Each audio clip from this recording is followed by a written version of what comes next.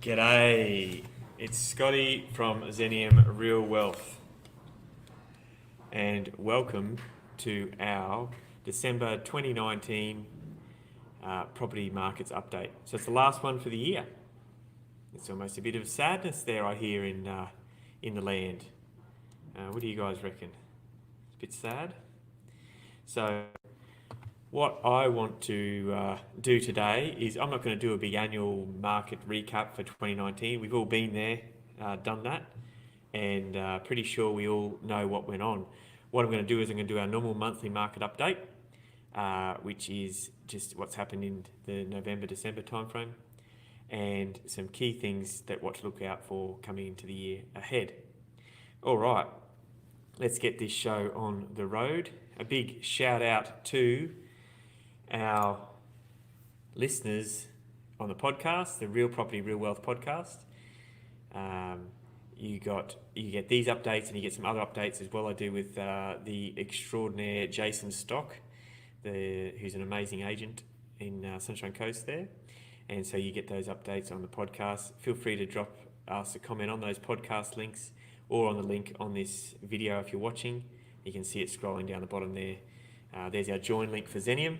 And there's our email for Zenium. So zenium.property/join to join up our Zenium program. And email is hello@zenium.property. All right. First things first. Let's have a look at where we are at in the overall market cycle, according to Phil Anderson. Okay.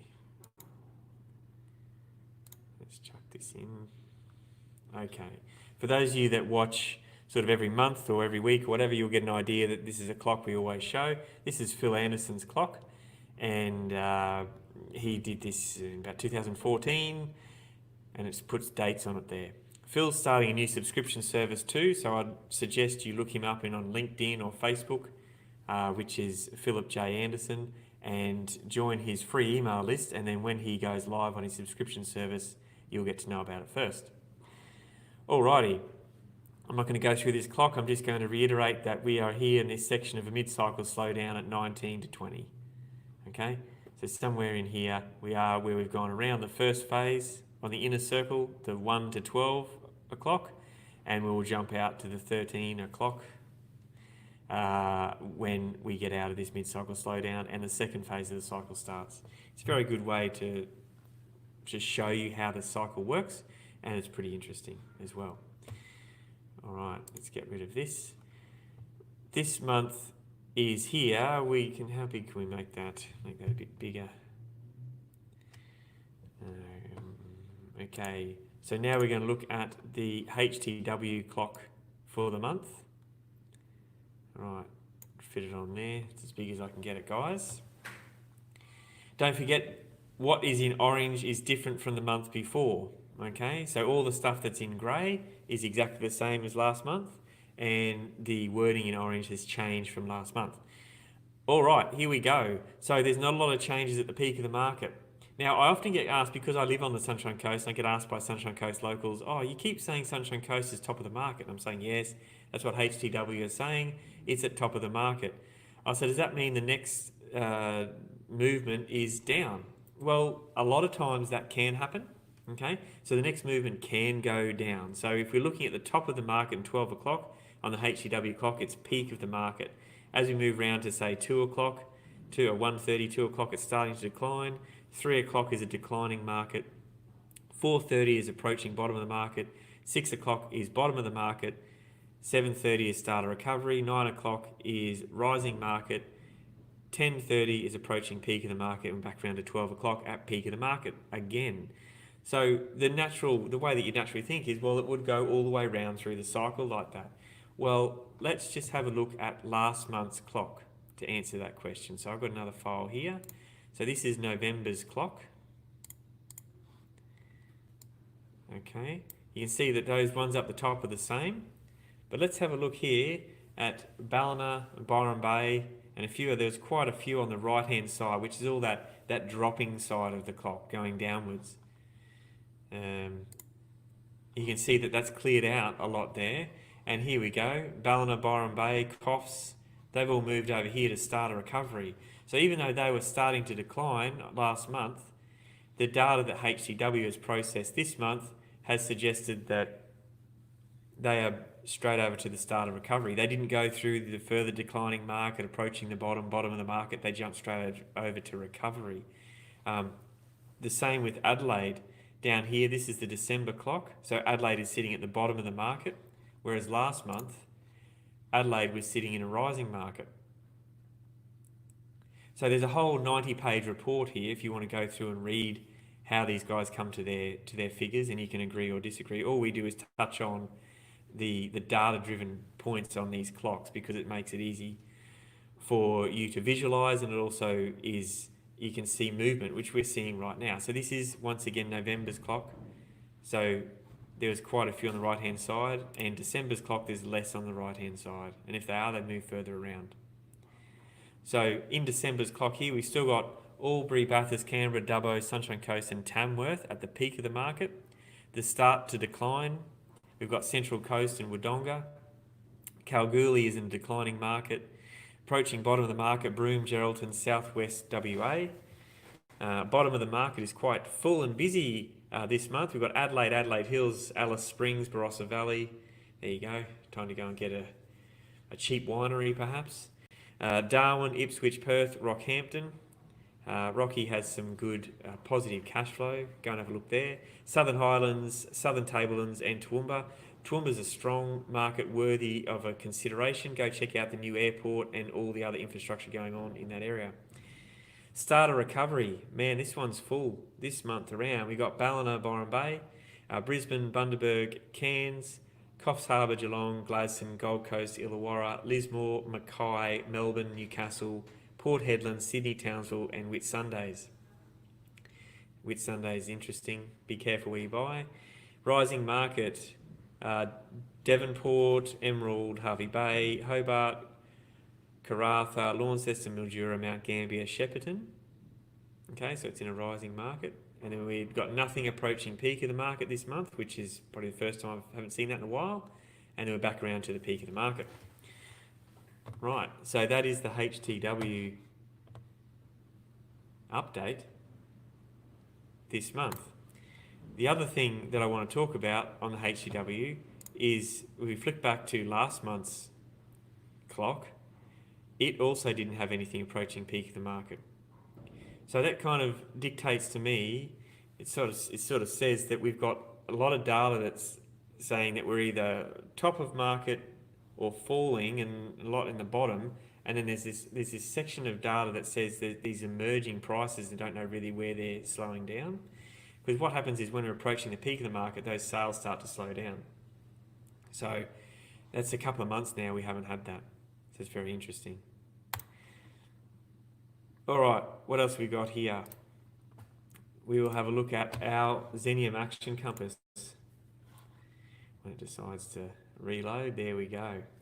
Okay, so with that in mind, as you saw on the HTW clock, this lines up with what's the HTW clock saying. So we've got the carnage and the falling market on the right-hand side, the undersupply down the bottom. We go and chase positive cash flow. And then we look at creating property and creating value on that left-hand side of the clock in that rising market. So this month, there's quite a lot to go and look at on the left-hand side. And you can have a good consideration, look back on the video and rewind the audio and see all those areas in those rising markets that I just read out, and that should be where you're looking at doing things like development or adding value, renoing. You would have land banked down the bottom at positive cash section, so all those sections there, it's good. Toowoomba and all those ones I mentioned, to go and have a look at sort of getting in for the next part of a movement there. All right. Don't forget, as we're going, it is live, so feel free to ask any questions. If you type a comment or a question in on Facebook, YouTube, it will come up on my desk here and I'll be able to answer it for you, so feel free to do that. Right, what's next? General market news. Okay. Let's have a look at this. Okay. So we have housing clearance rates. All right. I don't particularly love using housing clearance rates and auction clearance rates at all, because I think they're completely manipulated data and they're not accurate. So if you actually took the calculation of how many properties were listed for auction, how many sold, you get a completely different figure to what you get is what's printed in here, because the agents will include things that are negotiating on, things that sold before auction, whatever else they want to do that pushes these clearance rates up. They're not particularly accurate at all. This is an article from everybody's mate Michael Yardney. He's done his monthly review and video. He's saying auction clearance rates point to higher prices. Yeah, we'll see what happens there. Interest rates remain low. Yes, that's correct. Interest rates didn't move again this month, and everyone's saying that probably look early next year to be moving. So we'll see what happens with that, but who knows? And yeah, you just got general blah blah, same sort of thing that's happened all year round. All right, this article here is talking about house price surging in Sydney and Melbourne in November. So ABC News, house prices, same thing again. This is very similar to the article we showed last month. It's not, because it's a December article, we're very specific about making it relevant each month, but they're still relating to that core logic home value index where prices have changed. You've got to understand, every one of these companies gets their data from different places, so it's really important to take that into consideration when you look at their data sets. One of the things that I really like is actual sales data. It's not average data, and as I have said before, it's very, very difficult to get actual sales data on the same property over a period of time, because that property isn't sold every week. It's sold once every 7 to 10 to 30 years, and the only way you can know that is comparing that to other properties that were sold at the same time frame. And that's not impossible, but exceptionally difficult and very time consuming to do. Okay, so there's a lot of talk here about house price increases in Sydney and Melbourne, and I think what we're seeing is perhaps a little bit more activity. I'm not so convinced we're seeing major house price movements just yet, but if this activity continues through the summer season and into the winter, the cooler months, then I'd say we're on a different part of the cycle, and we're looking for that activity to continue, would substantiate prices to perhaps increase. I'm not saying prices are going to increase. I'm just saying that we've got to watch what this data comes and says.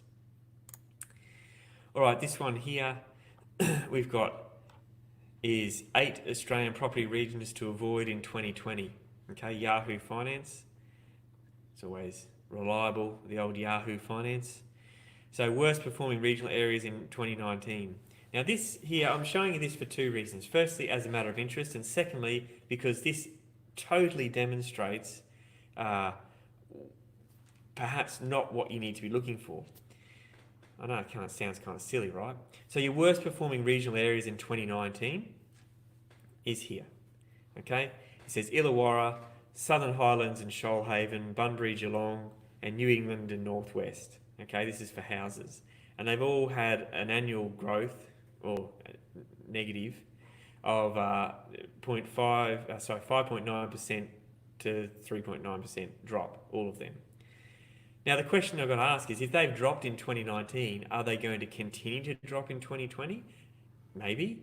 At some point, there's going to be a point in the market where they balance out, and they're going to come back and say, well, okay, now they're on a price move. So just because something has dropped, does that mean it's an area to avoid or an area to consider? And that's something that I want you guys to think about over the holiday break, is because, and I'm not putting any bias on this, I literally have just pulled this article up to show you, and we have to put it through our research department. But just because Illawarra has dropped almost 6% this year, does that mean it's a good buy instead of an avoid? We need to ask that question. Now, it could still be an avoid. I'm not saying go and buy an Illawarra. I'm saying this data is telling you that it has dropped this year, so don't buy next year. Well, perhaps it's good that it's dropped, and it makes it a good thing to buy. So the flip side of this is this one here is the same company, same article, Yahoo Finance, 10 hotspots picked for property price growth in 2020. Now, when you're picking a hotspot, if you're using infrastructure data and price growth data, population migration, that sort of thing, it's going to be very different to the data that you get just based on previous sales data. So the House Falls article said don't buy in these areas because it had price falls. The hotspot one says maybe buy in these areas because it has had perhaps price growth, it's got population moving there, it's got infrastructure spend. And infrastructure spend is the big one that you want to look for always, right? So the top 10 areas pegged for growth in Australia next year, Sunshine Coast, Queensland is number 1. All right, so Sunny Coast is also at the top of our HTW clock, right? So we know that. We know it's there. We know it's right up there at the top of the market, okay? So this is why people ask those questions. Is it easy to make a decision based on is it top of the market, is it not, etc., etc. So just because it's top of the market, does it mean it's not a good buy? Well, it means you need to be considerate of what you're doing and understand the fundamentals in that area. We did a report 2 or 3 weeks ago now, and you'll be able to find it on our YouTube channel, that talks about the hot spotting report that this article refers to, and we just did it on Sunshine Coast and broke down the Terry Ryder report there. So it's very interesting to watch that video, and there is a lot of spending happening there. So Sunshine Coast is number 1, Marion, South Australia, number 2, Bendigo, Victoria, number 3, Moreton Bay region, Queensland, number 4. So Moreton Bay is a very large local council region there. Stirling, Western Australia, number 5, Darwin, Victoria, Port Adelaide, Enfield, South Australia. So that's a shipbuilding region. Very interesting. Mackay, Queensland, Joondalup, Western Australia, and Latrobe Valley, Victoria. So back on Mackay, Queensland, if you remember from our very, very first Xenium webinars and lives we started in July this year, we were talking about Mackay. We have been telling people about Mackay for 6 months. We watched it for the first 6 months of this year. We made the decision to start telling our clients about it in July for exactly this reason.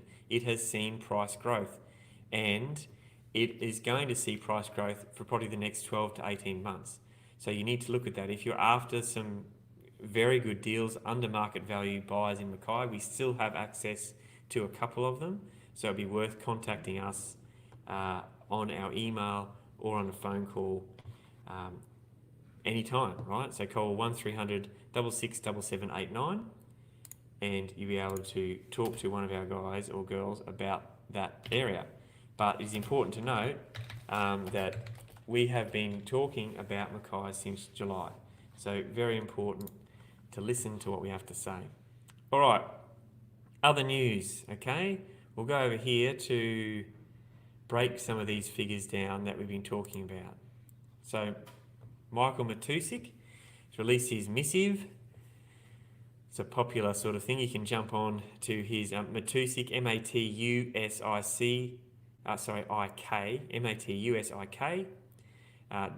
.com.au. He's not sick, it's sick man, sick bro. And you can join his subscriber list there for free. But he's broken down his interpretation of the data, and he believes that CoreLogic's data is incorrect, and he runs off price finder data, which is genuine sales data, and I agree, genuine sales data is correct. You can have a look at these. He kind of makes some conclusions to this, which I'm not particularly sure how he got to, but the charts are interesting in that the median prices are all different. For example, in Sydney, CoreLogic says the quarterly median price is 840,000. SQM Research, which we don't really do anything with, is 1.3 million. Australian Bureau of Statistics is 885,000, and Price Finder is 852,750. So Price Finder is going to be accurate because that's going to be based on real sales. But, right, you still got to average things out. Like what if there's more expensive suburbs that sold more than less expensive in that time? It's going to throw the averages out, blah, blah, blah, all that sort of stuff. So you need to look at that sort of thing. So those tables are very interesting. The next table is a quarterly price change, with Sydney CoreLogic saying 6.2%, SQM saying 2.8%, ABS is 3.6%, so these are all positive, and Price Finder saying minus 3.1%. Okay, so that's a very interesting table there to have a look at. I'm just calling out Sydney because there's too many data points to read out for all the capitals. Okay, so I'm not picking on Sydney. It's just the first one at the top of the list. And the same with detached, this is all housing, quarterly price, sales, supply and change. Okay, so the sales in the quarterly sales in Sydney were 10,340. So the price, the change of that for the quarter before was 0. The supply for sale is 30,000, and that has increased by 3% from the quarter before. I will drop to Melbourne on that, is 9,000 odd sales in the last quarter, but it's a 25% drop from the quarter before, and there's 36,000 for sale, which is a 4% increase. And the last capital we've got here is Brisbane, is 6,600 sales. It's down 8% from that quarter, and the supply is 31,000, and it hasn't changed. Okay, so Brisbane is relatively sort of stable-ish. Sydney is looking probably the most stable, with some more supply coming on those data there. So that's interesting there. All right, the next thing we're going to talk about is the first home buyer deposit scheme. So there's this article here, great article from Mortgage Choice. I like going to the source on all this sort of stuff. So I actually went straight to the government website to look at the government's first home owned deposit scheme guarantee, and it told you nothing. So there you go. So let's jump onto the Mortgage Choice site here. I'll see if I can make it a little bit bigger so you can read it. Okay, so it's designed to allow first home owners to avoid lenders' mortgage insurance and to use as little as 5% deposit. Okay, so they've got to save at least 5%, and then the government will underwrite the loan or guarantee the loan so they don't have to pay LMI. So there is a fair bit of saving there. I think there's a lot of things to be nutted out. The government hasn't come out and brought all their details to the front just yet, and I'd like to review them when they do, because I think it would be important to know exactly what that is. We're already in bed enough with the government. Do we want to be in there anymore? Well, we'll have to check on the detail. Okay, you've got to apply for this through the NHFIC, right? So the government has set up an administrative body for this. Of course they have. Why not? And demonstrate your eligibility. If you're approved, you've got to take out a loan with an approved lender as well. Okay, so there's a few hurdles to jump through, but it is only having 5% deposit, 5% genuine savings. Okay, so they're saying here, Mortgage Choice is saying the government you could save around $10,000 on lenders' mortgage insurance, but of course that will depend on the size of your loan and where you're buying and all that sort of stuff. Okay. That's something if you are a first homeowner, and I don't know how many first homeowners watch our Xenium Real Wealth lives, but if you do, hit us up for some more information on that in the new year. We can point you to some great brokers and things that would be able to help you with this. But let's get the detail from the government first before anyone runs into it, because it's very interesting that they've done a few of these things over the years and they keep chopping and changing them. A bit like school curriculum, they keep chopping and changing them, and now Australian students are, not exactly top of the pile according to world standards. Okay, there is a thing here on Mortgage Choice website that talks about the risk in a loan with a smaller deposit. So the risks are essentially market movement. It doesn't take a very large market movement for your deposit to be disappeared and you'd be underwater. So that's to be considered as well. Okay. All right, what else have we got here? We're going to have a bit of one flashback for the year, okay? And that is, what have we got here? back here, the 2019 Australian property market update I did in 1st of February 2019. There you go. Must have been feeling, I look pretty happy with myself after the Christmas holidays. And I went on to do that video. It's got 6,500 views, so that's a fair few. But it's got 36 positives and 83 thumbs down. So thank you to the 83 people that actually took the time to give a thumbs down. It was almost as many as the people that did comments, because there's 100 comments on there. So there you go. The interesting thing about that is that the longer we go through this stage of the cycle, the more that content in that video is relevant, and it's probably worth a review coming into next year, because I don't feel like particularly doing another one in that same manner, and just being brought to a refresher of what's actually going to go on. But if you haven't seen that, check it out. It's on our RPA channel. Just type in 2019 Australian property crash, the truth, and we'll put the link also in the podcast when we send that out. That's worth a look. I think that might be about it. So some news for us at this end for the year is that this is our last Zenium Live for 2019. That's because next week is the Thursday just before the Christmas break, and I won't be around. So I'd like to thank all our guests that have come on this year. I've got a bit of a list here. Hopefully I haven't missed any. So we had Rachel, we had Jason Stock on the audio, Mark McGill, Todd O'Neill, Ross McKay, Malcolm Coote, Michael Lynn, and of course Jason and Karen from the Zenium head office. If I've missed anyone, sorry about that. We've got some guests lined up for next year, and some of them don't even know about it yet. They'll probably know as they're watching this live. So we've got some financial planners coming on. We're going to get a lawyer. As soon as I finish selling a kidney, we can afford to put a lawyer on. And we have some other finance bits and pieces, other sort of quirky bits and pieces coming on. We're going to get a pest guy on to talk about that. Ross will be back to talk about the drug testing in houses. That's pretty cool. We're going to get an update from Michael Lynn as well, probably by middle of the year, maybe Easter to middle of the year, on how his latest rooming house programs have been going. And we've got some developers and a few other people lined up to come and chat to you as well. The other thing too is that we're going to be expanding from our one live a week, which is just me looking at you through the screen and chatting, to 2 to 3 different lives a week, plus 1 to 2 other videos. So every day we're trying to have some content coming out to you. Those lives we're starting again in February 2020.